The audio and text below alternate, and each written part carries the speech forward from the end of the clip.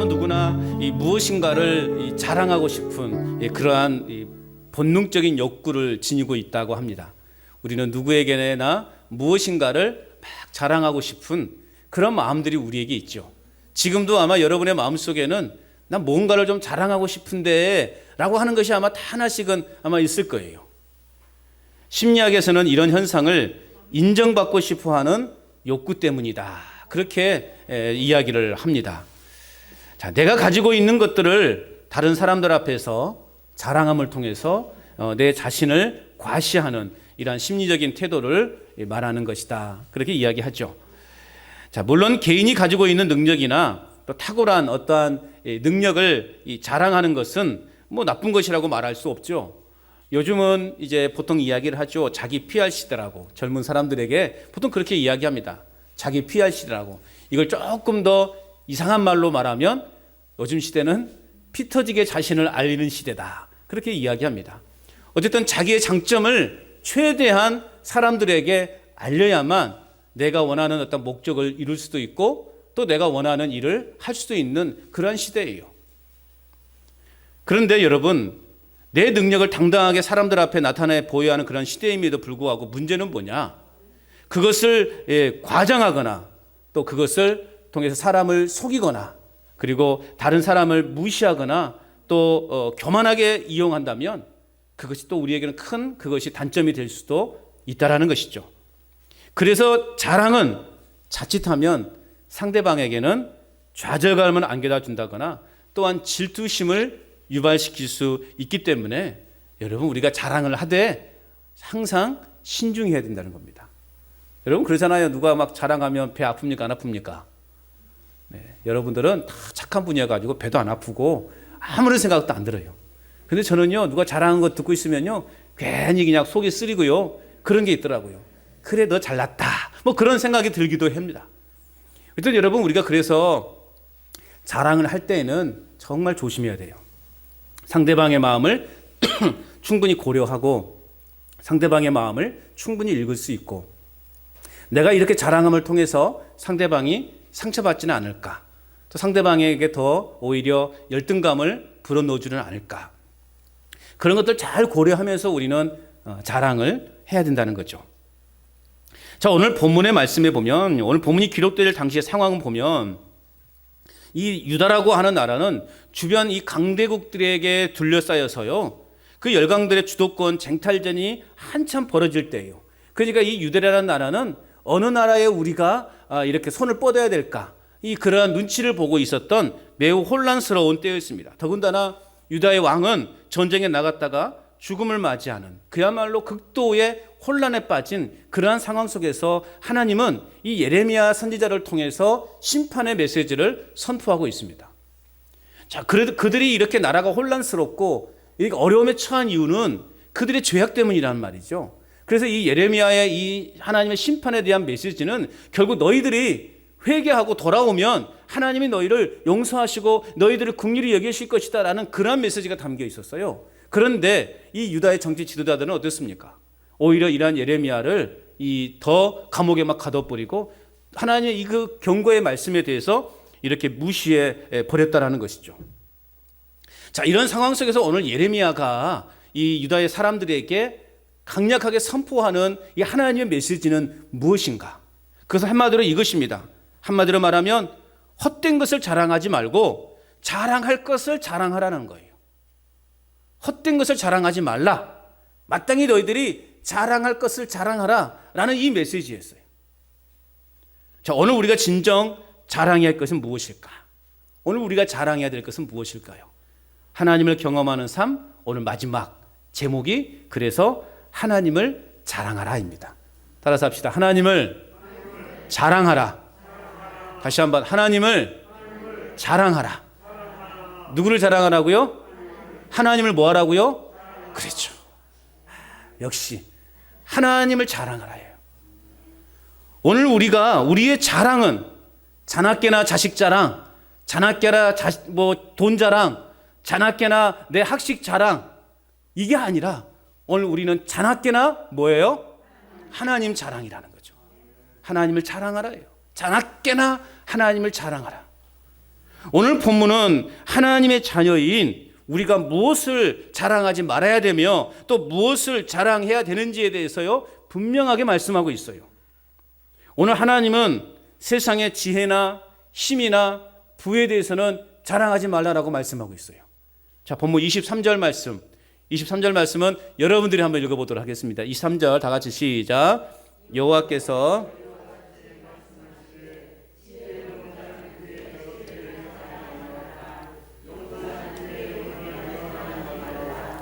부자는 그의 부함을 자랑하지 말라. 아멘. 자, 여러분 보세요. 지혜, 용맹, 부함 이 자체를 무시하는 것은 결코 아니에요. 그럼에도 불구하고 이런 것을 자랑하지 말라라고 말씀하고 있는 것은 이러한 지혜나 이러한 욕망이나 이러한 부함은 결국 하나님의 심판과 진노를 피할 수 있는 안전책이 되지 못한다라는 겁니다. 그러한 것들을 소유하고 있다고 해서 그렇기 때문에 자랑하지 말아야 되는 거죠. 오늘 우리의 삶은 과연 내가 하나님의 심판대 앞에 가서 하나님의 그 심판을 피할 수 있을 것인가예요. 그런데 결국 이러한 지혜나 용맹이나 부함은요 하나님의 심판을 피할 수 있다 없다? 피할 수 없다라는 거죠. 자, 지혜를 자랑하지 말라라고 말씀하고 있어요. 여러분 세상에서 똑똑하고 높은 IQ를 가지고 있다 할지라도 하나님의 심판대 앞에서 하나님의 그 심판대 앞에서는요 아무 소용이 없기 때문에 지혜를 자랑하지 말라. 오늘 하나님은 우리에게 말씀하고 있는 거예요. 천국은 세상의 지혜와 지식으로 가는 것이 아니에요. 천국은 다시 한번 말씀드려요. 세상의 지혜와 지식으로 가는 것이 아니라는 말이에요. 지혜와 지식의 근본은 뭘까요? 잠언은 우리에게 말씀하고 있어요. 세상의 지혜와 지혜의 근본은 뭐예요? 하나님을 경외하는 거예요. 세상에서 우리가 얻어야 될 지혜와 지혜의 근본은 뭐냐? 하나님을 경외하는 거예요. 세상의 지혜를 얻기 이전에 우리는 그래서 먼저 하나님을 경외하는 법을 배워야 하는 것입니다. 그런 자만이 하나님의 영광스러운 나라에 임할 수 있는 것입니다. 또 오늘 말씀해 보니까요, 용맹을 자랑하지 말라 그렇게 말씀하고 있어요. 여러분, 군인에게 필요한 것은 무엇입니까? 용맹스러움이죠. 용맹스러움이 있어야 됩니다. 그런데 아무리 용맹과 또한 지략을 겸비한 장수라 할지라도 하나님의 심판대 앞에서는요, 뭐랄까요? 무용지물에 불과하다는 것입니다. 높은 권력을 가지고 천하를 호령했던 그 수많은 왕들의 여러분 결국은 어땠습니까? 그 자리를 영원히 지키지 못했어요. 평생을 내가 영원히 이 나라에 내가 왕이 되어서 내가 이 나라를 다스리라 라고 그렇게 외쳤던 수많은 왕들도 여러분 대부분 비참하게 최후를 맞이하고 말았다라는 것이죠. 사실 여러분 오늘 우리가 강하면 얼마나 강합니까? 여러분 강하십니까? 여러분에게 여러분 우리가 힘이 있으면 얼마나 우리가 힘이 있겠습니까? 과거에는 막 40kg짜리 쌀가마니 그냥 막 쥐고 막 다녔는데 40kg짜리 여러분 들 수 있습니까? 못 들어요. 자신감 있게 말씀하시네요. 내가 예전에 보세요. 어머니도 보세요. 머리에 막 이따만한 보따리 지금 머리에 이고 손에 뭘 들고 막 가잖아요. 요즘 그렇게 할 수 있습니까? 못하죠. 차 없으면 못 가는 시대가 됐잖아요. 내가 과거에 그렇게 힘이 있었어요.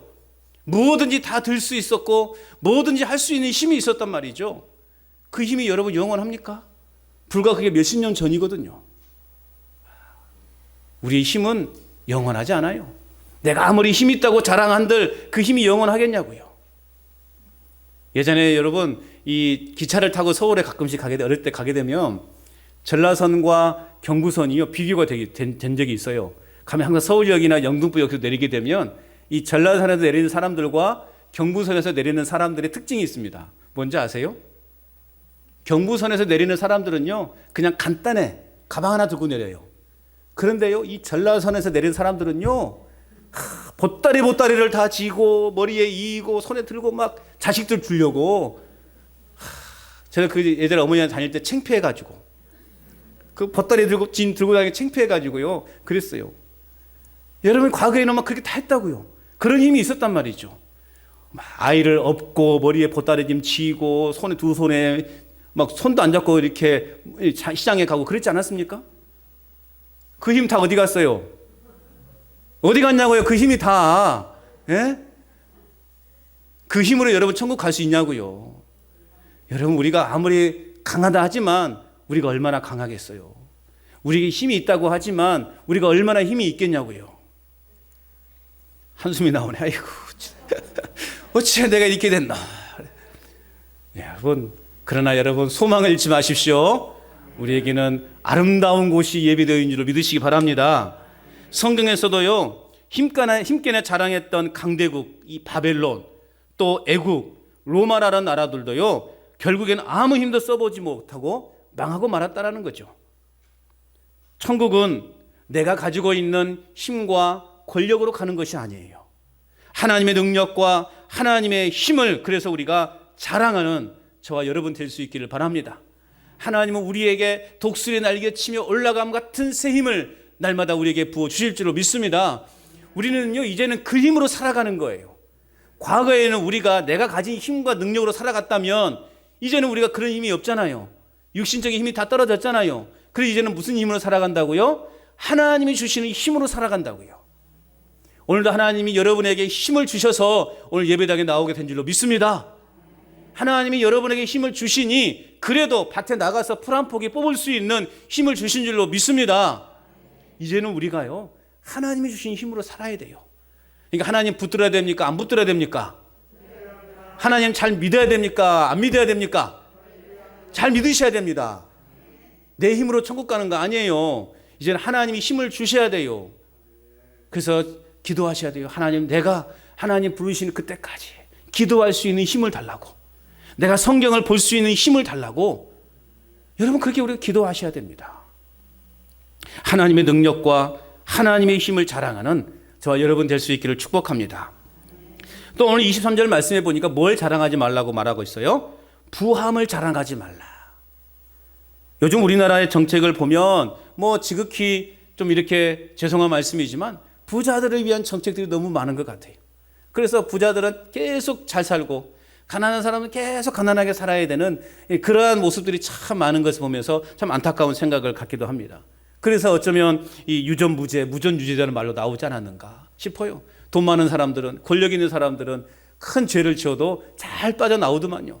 힘없는 사람들은 조그만 잘못해도 그냥 제대로 법대로 이렇게 또 판결을 받는 이런 참 뭔가 불합리한 시대를 지금 우리는 살아가고 있어요.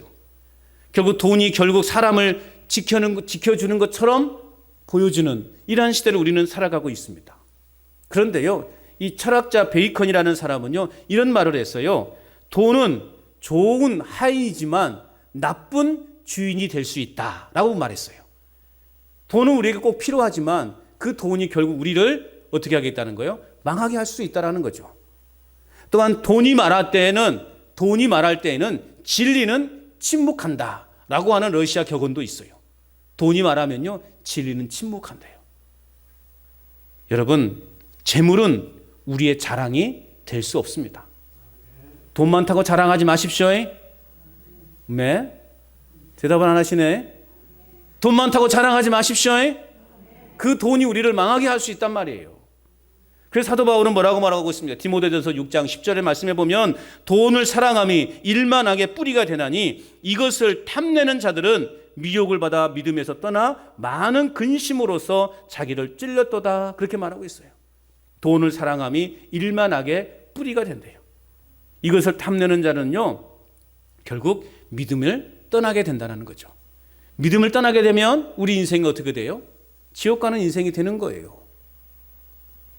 여러분, 하나님의 최후의 심판 때 세상에 그 어느 것도 여러분 우리의 구원의 방편이 될 수 없다라고 하는 사실을 기억하셔야 됩니다. 세상의 그 모든 것들은 그래서 허무한 것에 불과하다라고 그렇게 우리가 생각할 수 있어야 돼요. 정작 나를 심판해서 구원해 줄 아무런 힘도 없는 것들을 우리가 붙잡고 그것이 마치 내 인생의 전부인 것처럼 그렇게 믿고 살아가는 어리석은 삶이 되지 말아야 할 것입니다. 심판은 오직 예수 그리스도를 통해서만이 피할 수 있음을 믿으시기 바랍니다. 우리의 진정한 구원은 오직 누구에게만 있다? 예수 그리스도에게만 있다라는 사실을 믿으시기 바랍니다. 그래서 오늘 우리의 자랑은 오직 예수 그리스도여야 돼요. 우리의 자랑은 오직 예수 그리스도가 되어야 되는 것입니다. 자, 그렇다면 오늘 우리가 구원을 얻은 우리가 그렇다면 진정으로 자랑해야 될 것이 무엇인가요? 오늘 우리는 무엇을 자랑해야 되는가? 24절 상반절 말씀에 보면요, 함께 볼까요? 24절 앞부분만 봅니다. 시작. 자랑하는 자는 이것으로 자랑할지니 곧 명철하여 나를 아는 것과 깨닫는 것이라. 여기까지 말씀해 보니까요, 자랑하는 자는 이것으로 자랑하래요. 뭘 자랑하래요? 명철하여 나를 아는 것과 나를 깨닫는 것이다. 하나님을 자랑함에 있어서 가장 중요한 것은 뭐냐? 무엇보다 하나님을 아는 것이에요. 하나님을 아는 것이 오늘 우리에게는 무엇보다 가장 중요하다는 거죠. 우리가 알아야 자랑을 하죠. 그렇지 않습니까? 알아야 자랑을 하죠. 그런데 우리는요, 어찌됐든 잘은 몰라도, 우리가 잘은 몰라도 여러분, 하나님 알고 있습니까? 모르고 있습니까? 알고 있지 않습니까? 잘은 몰라도 우리가 하나님을 알고 있잖아요. 그죠? 그 여러분, 하나님을 믿고 있습니까? 안 믿고 있습니까? 하나님을 믿고 있어요. 오늘 우리는 정말 큰 믿음은 아니지만 우리는 하나님을 믿고 있단 말이죠.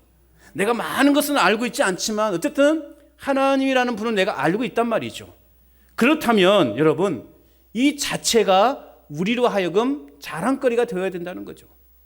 내가 잘 모르지만 알고 있는 그 하나님, 나는 큰 믿음은 아니지만 그래도 내가 지금 믿고 있는 그 하나님에 대해서 우리가 그것이 우리의 자랑거리가 되어야 한다는 거죠. 요한복음 17장 3절 말씀에 보면 영생은 곧 유일하신 참 하나님과 그가 보낸 자 예수 그리스도를 아는 것이다 말씀하고 있어요. 영생은 뭐라고요? 영생은 하나님과 예수 그리스도를 아는 것이래요. 여러분, 하나님과 예수님 아십니까? 그것을 알고 깨닫는 자가 영생을 얻는다 말씀하고 있는 거예요. 하나님을 아는 것, 예수 그리스도를 아는 것, 이것이 바로 영생을 얻는 길이라는 것입니다. 이것이 그래서 우리의 가장 큰 뭐가 되어야 된다? 자랑거리가 되어야 된다는 거죠. 다른 것 자랑하지 마시고, 여러분, 우리는 입만 열면 누구 자랑? 예수님 자랑하셔야 되는 거예요. 입만 열면 누구 자랑? 예수님 자랑하시라고요. 세상적으로 성공한 친구들이나 사람들을 보면요, 괜히 기가 죽기도 합니다. 또한 나보다 못하는 사람들을 만나면요, 괜히 뻐기고 싶은 마음이 들기도 해요. 어쩌다가 여러분, 저도 이제 뭐 지금은 그런 기회가 없지만 예전에는 좀 이렇게 초등학교 동창들도 좀 만나고 그랬거든요. 뭐 제가 초등학교 때는 뭐 그렇게 별볼 일이 없었어요. 그냥 노래만 좀 잘 부르는 그러한 아이로 이렇게 친구들에게 소문이 나 있었어요. 그래서 소풍 때면 항상 반대표로 나가서 가요도 멋지게 부르고요. 선생님이 안 나온 그런 날이면 이제 옆반하고 노래 대결 해가지고 제가 마지막 스타로 나가서 노래 불러가지고 막 박수 받고, 이런 거 자랑하지 말라고요. 이런 건 자랑하지 말고 누구 자랑하라고요? 예수님 자랑하라고요. 우리는 예수님 자랑해야 됩니다. 괜히 세상적으로 보면 잘된 사람 보면 기가 죽거나 또 나보다 못한 사람 보면 괜히 뻐기고 싶은 마음, 그런 마음 갖지 마시고, 여러분, 우리가 하나님을 알고 믿는다고 믿고 있다라고 하는 이 자체가 오늘 우리의 자랑거리가 되어야 된다는 거죠. 오늘 이것이 우리에게 최고의 자랑거리가 되어야 된다는 겁니다. 그렇다면 구체적으로 우리는 어떤 하나님을 자랑해야 될까? 우리는 입만 열면 하나님, 예수님 자랑을 해야 되는데, 그럼 우리가 구체적으로 어떤 하나님, 내 삶 가운데, 우리의 인생 가운데 어떤 일을 행하신 그 하나님을 자랑해야 되는가? 첫째는요, 사랑을 이 땅에 행하신 하나님을 자랑해야 됩니다. 따라서 합시다. 사랑을 이 땅에 행하신 하나님. 사랑을 이 땅에 행하신 하나님을 우리는 자랑해야 돼요. 이 사랑에 해당되는 히브리어 단어는요, 헤세드라고 쓰는데요. 이 헤세드라는 단어의 뜻 속에는 긍휼이라는 의미도 포함되어 있어요. 긍휼. 이게 사랑의 하나님, 긍휼의 하나님, 우리는 이 하나님을 자랑해야 된다는 겁니다. 하나님은 당신의 택한 백성들을 지속적으로 또 끊임없이 그리고 변함없이 그리고 긍휼을 베푸시는 신실한 하나님이십니다. 그 사랑과 긍휼의 증거가 바로 예수 그리스도를 이 땅에 보내신 거예요. 인간은 죄악으로 말미암아 하나님과의 관계가 멀어지게 되었죠. 그래서 오늘 저와 여러분들은 하나님의 그 심판의 대상이었단 말입니다. 그런데 하나님은 우리를 어떻게 해요? 너무나 사랑하신 나머지 끊임없이 사랑하신 그 사랑의 그 결과로 독생자 예수 그리스도를 보내셔서 십자가에서 죽게 하심으로 멀어졌던 하나님과 우리 사이의 관계를 어떻게 해주셨어요? 가깝게 해주셨어요. 회복시켜 주셨단 말이죠. 이 하나님의 사랑. 또한 여러분 보세요. 우리는 날마다 실수하여 어떻게 합니까? 넘어지고 쓰러지고 죄악의 울타리에서 벗어나지 못하는 우리의 인생들입니다. 그런데요, 우리 하나님은 그러한 우리의 인생을 어떻게 여겨주십니까? 긍휼히 여겨주심으로 용서해 주셨어요. 그리고 변함없이 우리 하나님은 말씀하십니다. 너는 내 아들이다. 너는 내 딸이라. 이렇게 인정해 주시면서 하나님의 그 변함없는 긍휼의 모습을 오늘 우리에게 보여주셨다는 것입니다. 이러한 사랑과 긍휼의 하나님을 우리는 열심히 자랑하는 삶을 살아야 됩니다. 따라서 합시다. 사랑과 긍휼의 하나님을 자랑하겠습니다. 할렐루야. 사랑과 긍휼의 하나님을 우리는 자랑해야 됩니다. 또한 두 번째로 우리가 어떤 하나님을 자랑해야 되는가? 정의를 이 땅에 행하신 하나님을 우리는 자랑해야 돼요. 정의를 행하시는 하나님을 자랑해야 돼요. 이 정의라고 해당되는 이 히브리어 미시파트에는요, 공의, 공평이라는 의미로도 쓰여지게 됩니다. 그렇기 때문에 오늘 우리는 정의와 공의와 공평하신 하나님을 자랑해야 된다라고 그렇게 말할 수 있는 것입니다. 이건 결국 무슨 의미냐면 바른 판단력을 가지고 행동하라는 거예요. 바른 판단력을 가지고 행하는 것이라는 뜻도 포함되어져 있다라는 것입니다. 오늘 우리 예수님께서도요, 철저하게 모든 일에 대하여 하나님의 뜻대로 판단하셨다는 것을 우리는 알 수 있습니다. 예수님도요, 당신의 생각과 당신의 의도대로 어떤 일들을 행하신 것이 아니라 철저하게 하나님의 뜻에 합당하게 하나님의 뜻에 순종하면서 예수님은 당신에게 주어지는 사역들을 감당하셨다는 것입니다. 하나님의 뜻에 순종하셨다는 말이에요. 바른 판단력을 가지고 일을 행하셨다는 것입니다.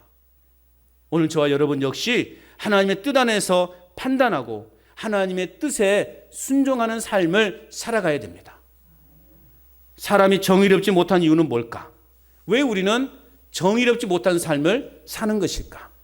그것은요, 내 뜻대로 판단하고 행동하기 때문에 그래요. 법이고 뭐고 없이 그냥 내 뜻대로 내가 법이고 내가 그냥 답이야. 그런 생각을 가지고 있기 때문에 사람이요, 정의롭게 살지 못하는 거예요. 우리가 일반 사회생활에도 그 사회로 바르게 살아갈 수 있도록 어떤 다 법이 있지 않습니까? 오늘 우리도 마찬가지잖아요. 모든 조그만 모임에도 회칙이 다 있어요. 그래서 그 회칙의 기준에서 우리가 어떤 그 공동체를 만들어가는 것 아니겠습니까? 우리 교회도 마찬가지 다 있어요. 그런데 그걸 다 무시해버리고 내 뜻대로 내 방식대로 살려다 보니 갈등이 있게 되고 서로 하나가 되지 못하는 것입니다. 결국 우리가 정의롭지 못한 이유는 매사에 내 뜻대로 판단하고 내 뜻대로 행동하기 때문에 그렇습니다. 자, 이스라엘의 초대왕 사울 왕의 삶의 특징은 무엇이었는가? 사울 왕. 저는 그 사울 왕을 한마디로 말하면 내 뜻대로였다. 그렇게 결론을 내리고 싶어요. 내 뜻대로였다. 내 뜻대로 행동한 왕이었습니다. 사무엘하 15장에 보면은요, 이제 아말렉과의 전쟁이 소개되고 있어요. 그런데 전쟁에 나가기 전에 선지자 사무엘은요, 이 사울 왕에게 하나님의 메시지, 하나님의 뜻을 전합니다. 그 전하는 메시지는 아말렉을 치되 모든 소유나 남녀로부터 젖먹는 아이와 모든 짐승을 남기지 말고 진멸하라. 이게 하나님의 뜻이었어요. 그런데요, 막상 전쟁을 하면서 사울은 자신의 뜻대로 이제 전쟁을 치르게 돼요. 이게 사울은 자기 뜻대로 보기에 좋은 것들은 남기고 좀 보기에 좋지 않은 것들은 다 진멸하는 그러한 모습을 보이게 돼요. 그래서 전쟁이 끝난 이후에 사무엘 선지자는요, 사울 왕을 꾸짖었어요. 그러니까 이 사울 왕이요, 그럴싸하게 변명을 내려놓는데 그 변명은 이거예요. 나는 하나님의 목소리를 잘 듣고 하나님이 말씀하신 대로 다 이 아말렉을 진멸했다. 그런데 백성들이 하나님께 제사하기 위해서 좋은 것을 가지고 오는데 내가 어떻게 할 수 있겠냐. 그렇게 백성들에게 모든 책임을 넘기는 거예요.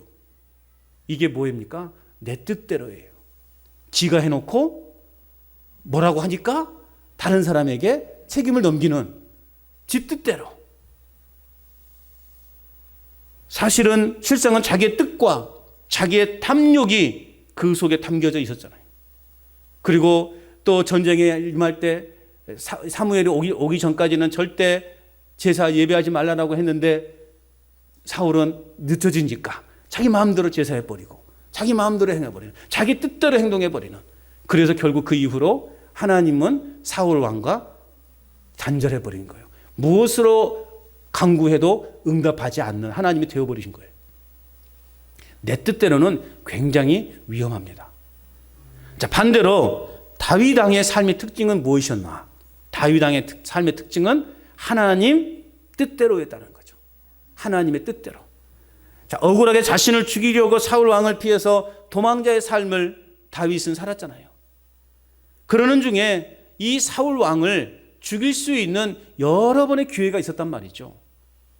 그런데 다윗은 그럴 때마다 자신의 뜻대로 판단해서 행동한 것이 아니라 다윗은 기름 부음을 받은 내 주를 치는 것은 하나님께서 금하는 것이다 라는 이 말씀을 기억하면서 사울을 죽이지 않았다는 거죠.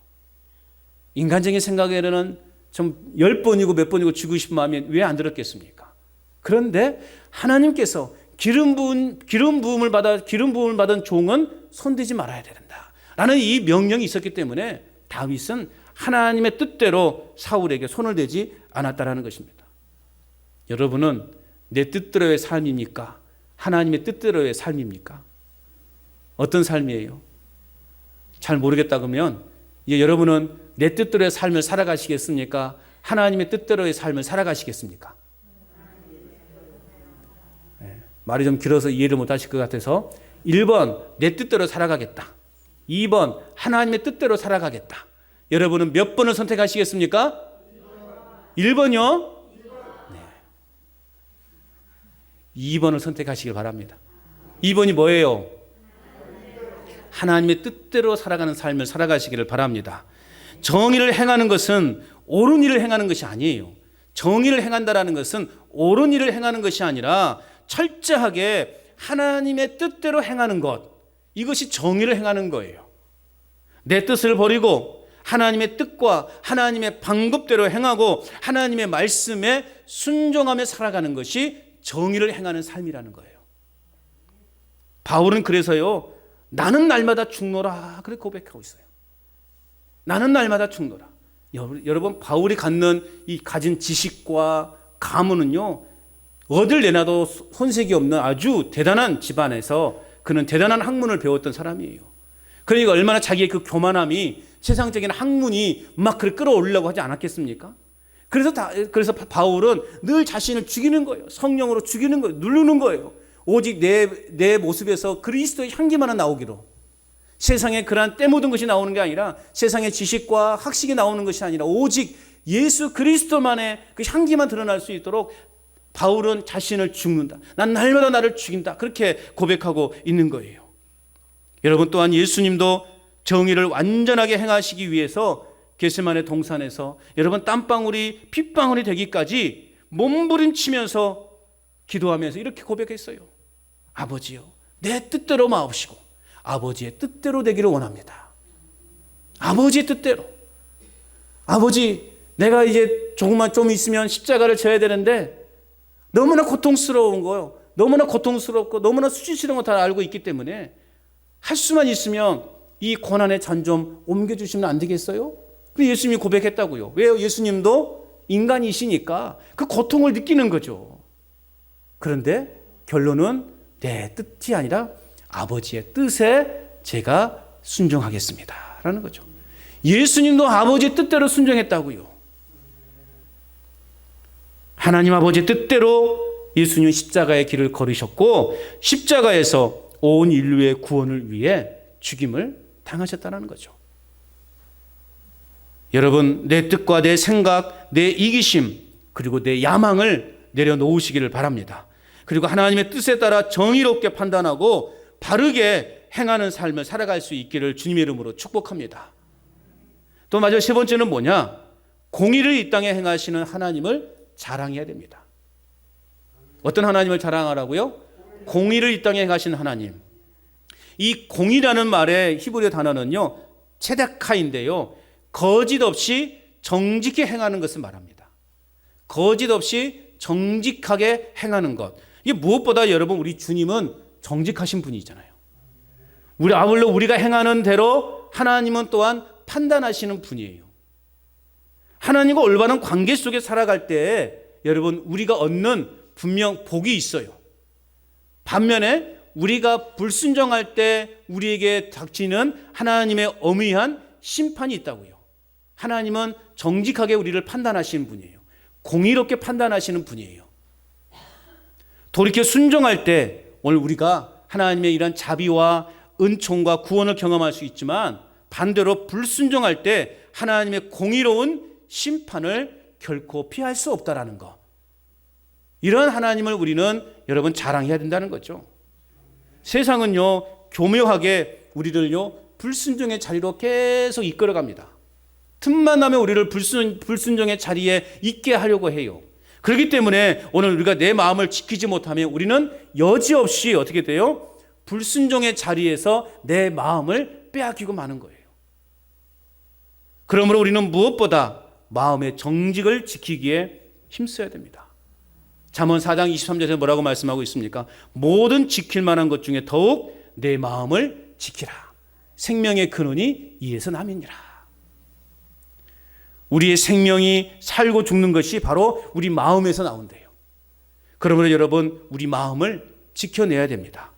거짓 없이 정직을 행하는 삶을 우리는 살아가야 됩니다.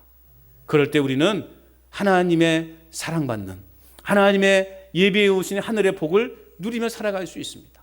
우리는요, 우리에게 공의를 이 땅에 행하신 그 하나님, 세상 사람들에게요, 알려야 돼요. 너 믿지 않으면 지옥 가는 인생이야. 우리가 그렇게 알릴 수 있어야 돼요. 자, 그리고 끝으로 하나님은요, 우리가 24절 이제 하반절 말씀에 보면 뭐라고 되어 있냐면, 오늘 보면 24절 하반절 말씀에 보면 사랑과 정의와 공의를 이 땅에 행하신 하나님을 자랑하는 우리를 뭐 하신다고 말씀하고 있어요? 기뻐하노라. 할렐루야. 지금 방금 제가 말씀드렸던 이러한 이 땅에 행하신 하나님, 이 사랑과 정의와 공의를 이 땅에 행하신 하나님을 자랑하는 자를 우리 하나님은요, 기뻐하신다라고 말씀하고 있어요. 여러분, 하나님의 기쁨이 되는 삶을 살아가시기를 축복합니다. 저도 별 볼 일 없는 사람이에요. 저도 별 볼 일 없는 사람이거든요, 여러분. 그런데요, 우리 딸들이 어디 가서 이 아빠 자랑하면 제가 기분이 좋을까요? 슬플까요? 기분이 좋겠죠? 별 볼 일 없는 저도요, 저희 딸들이 어디 가서 자랑하면요, 기분이 좋거든요.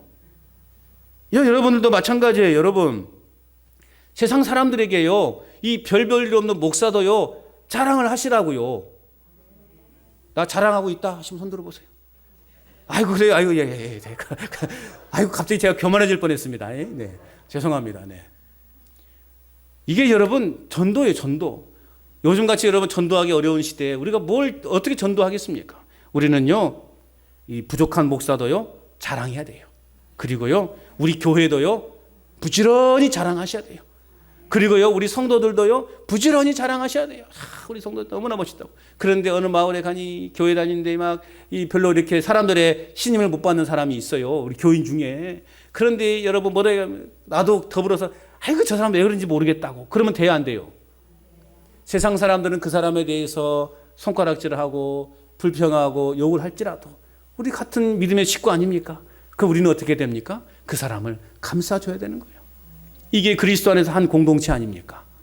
여러분, 우리는 부지런히 뭐 하라고요? 자랑해야 하고요. 가장 중요한 자랑은 하나님 자랑하시고, 그 다음에 목사도 좀 자랑 조금 해주시고, 그 다음에 우리 교회는 이만큼 자랑하시고, 우리 성도들은 저만큼 자랑해 주시고, 그래야 이게 전도가 되는 거예요. 여러분, 요즘은 교회를 보여줘야 돼요. 우리 교회가 이런 교회다라는 것을 보여줘야 돼요. 또 나를 통해서 내가 믿는 하나님은 이러한 분이라는 것을 삶으로 보여줘야 돼요. 그래야 전도가 되는 거죠. 내가 삶으로 믿음의 사람답게 행동해야 하는 것도 하나님을 자랑하는 것이에요. 하나님을 믿는다고 하면서도 맨날 싸움이나 일으키고 분란만 일으킨다면 과연 그게 하나님을 자랑하는 것일까요? 아니잖아요. 우리가 하나님을 믿는다면 세상 사람들의 삶 속에서도 내가 그리스도의 향기를, 내 자신을 죽이고, 사도 바울이 고백했던 것처럼 내 욕심을 죽이고, 내 자아를 죽이고, 내 교만을 죽이고, 오직 예수님의 그 겸손한 성품만을 드러내는 그런 멋진 삶을 살아가시기를 축복합니다. 여러분, 하나님이 어떤 분이신지, 하나님이 우리를 향해 어떤 사랑을 행하셨는지를 알고 그것을 자랑하는 저와 여러분이 되어야 할 줄로 믿습니다. 그분은 우리를 위해 독생자를 보내주셨어요. 그가 우리를 대신하여 십자가에 죽으셨습니다. 그리고는 그 십자가에 예수님을 믿는 자에게 죄 용서의 은총을 주셨다는 것입니다. 거기에는 뭐가 포함되어 있느냐? 긍휼과 공평과 정직이 있습니다. 그렇기 때문에 우리에게 소망이 있는 거예요. 이러한 은혜와 축복을 주신 하나님을 우리는 부지런히 자랑해야 되는 거예요. 우리가 그동안 경험했던 것 1번부터 9번까지 하나님을 경험하는 삶에 대해서 우리가 배워왔지 않습니까? 그것들을 우리가 이제는 우리의 마음에서, 우리 속에서 잘 소화시키고 잘 우리가 만들어서 이제는 우리는 마음껏 내가 경험한 그 하나님을 마음껏 자랑하는 삶을 살아가야 하는 것입니다. 그래서 사도 바울은 이렇게 고백합니다. 갈라디아서 6장 14절에 고백합니다. 그러나 내게는 우리 주 예수 그리스도의 십자가 외에 결코 자랑할 것이 없다. 할렐루야. 사도 바울에게 있어서는 오직 그리스도, 예수 그리스도의 십자가 외에는 결코 자랑할 것이 없대요. 사도 바울에게 얼마나 자랑할 것이 많은데요. 얼마나 자랑할 것이 많은데요. 그럼에도 불구하고 구원의 그 기쁨을 누려보니, 예수님을 인격적으로 만나보니 그가 자랑할 것은 오직 그 예수 그리스도 십자가밖에 없다라는 거죠. 오늘 이 사도 바울의 고백이 저와 여러분의 고백이 될 수 있기를 축복합니다. 우리가 하나님을 기쁘게 하는 일은 인간의 지혜와 용맹이나 부요를 자랑하는 것이 아니라 사랑과 정의와 공의를 행하시는 그 하나님을 자랑하는 것입니다. 긍휼히 여기시는 하나님을 더욱 사랑하고 철저하게 내 뜻과 판단을 죽이고 하나님의 뜻대로 행하는 저와 여러분이 될 수 있기를 축복합니다. 그리고 거짓을 버리고 정직한 마음과 정직한 영으로 행하여 주님을 더욱더 기쁘시게 해드리는 그러한 저와 여러분의 삶이 될 수 있기를 축복합니다. 여러분, 하나님을 마음껏 자랑하시길 바랍니다. 그냥 하나님을 자랑하지 마시고 마음껏 자랑하시기 바랍니다. 아이고, 숨 막혀 죽을 뻔했네. 하나님을 어떻게 자랑하시라고요? 마음껏 자랑하시라고요. 마음껏 자랑하세요. 할렐루야. 그럴 때 우리 교회가 더 하나님의 사랑으로 충만해지고 하나님의 영이 충만한 그런 교회가 될 줄로 믿습니다. 하나님을 더욱 깊이 경험하는 그런 복된 믿음의 삶을 살아가시기를 주님의 이름으로 축원합니다.